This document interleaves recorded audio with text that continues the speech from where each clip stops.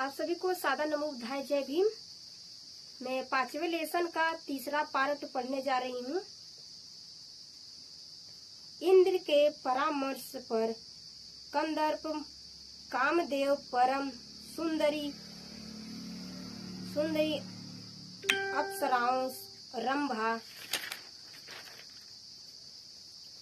और तिलोत्तमा को साथ लेकर महाबली असुरों की कामुकता जगाने हेतु उनके पास भेजे गए। कंदर्प ने अपने प्रेम बाण छोड़े और असुरों को घायल कर दिया।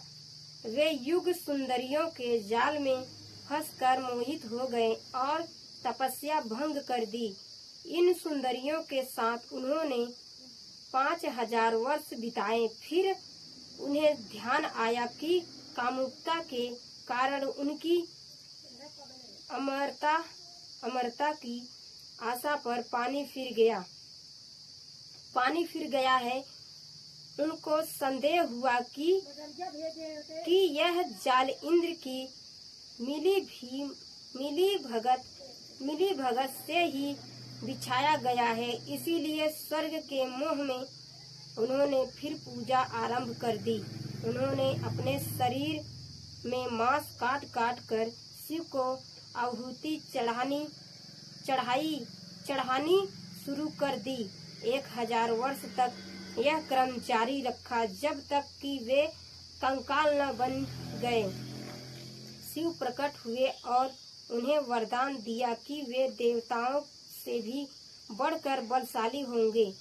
देवताओं से अधिक बलशाली होकर उन्होंने उनसे युद्ध छेड़ दिया।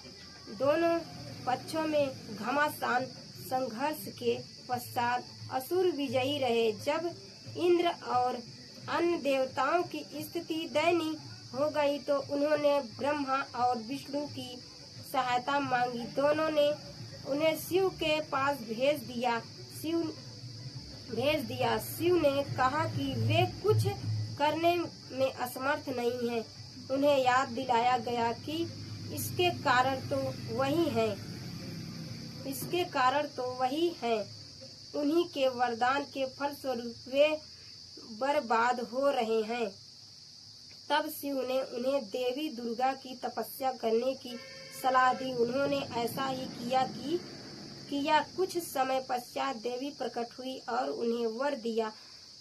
फिर अपने आप एक साधारण स्त्री का रूप धारण किया और पानी का एक घड़ा लेकर वह देवताओं के बीच से गुजरी। फिर उन्होंने अपना वास्तविक रूप धारण कर लिया और कहा कि तुम मेरी स्तुति करो।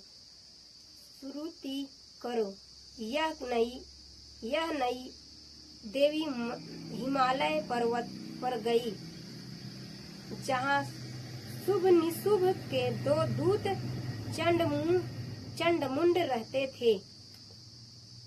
जब यह दैत्य पर्वत पर विचर रहे थे तो उन्होंने देवी को देखा और वे उसका रूप देखकर चकित रह गए।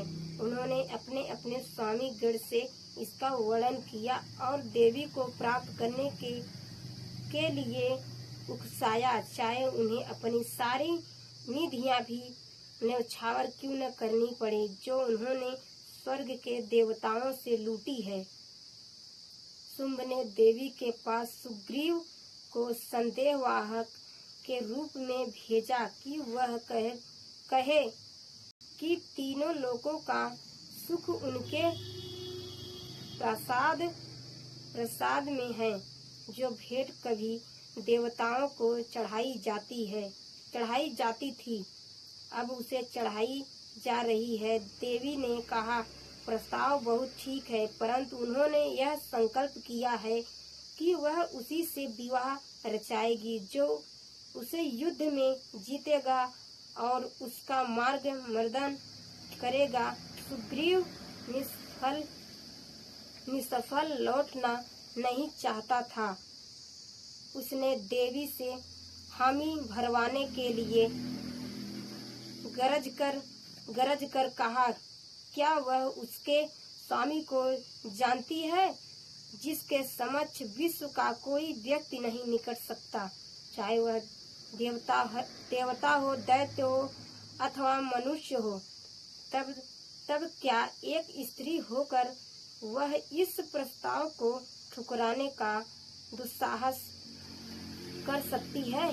क्योंकि उसके स्वामी का आदेश है, वह तुम्हें उनके समक्ष प्रस्तुत करने को विवश कर सकता है। देवी ने कहा, यह ठीक है, परंतु उन्होंने अपना संकल्प दोहराया और कहा कि वे अपने स्वामी को मनाएं और वह उसके साथ अपनी शक्ति परीक्षा करें। दूत वापस चला गया और अपने स्वामी से सब कह सुनाया और सुनकर शुंभ क्रोध से जल उठा और कोई उत्तर दिए बिना उसने अपने सेनापति ध्रुम लोचन को बुलाया। उसे हिमालय जाकर देवी को पकड़ लाने का आदेश दिया और कहा, यदि कोई रक्षा के लिए आए तो वहीं नष्ट कर देना। और मैं इसके आगे का कल पढ़ के सुनाऊंगी।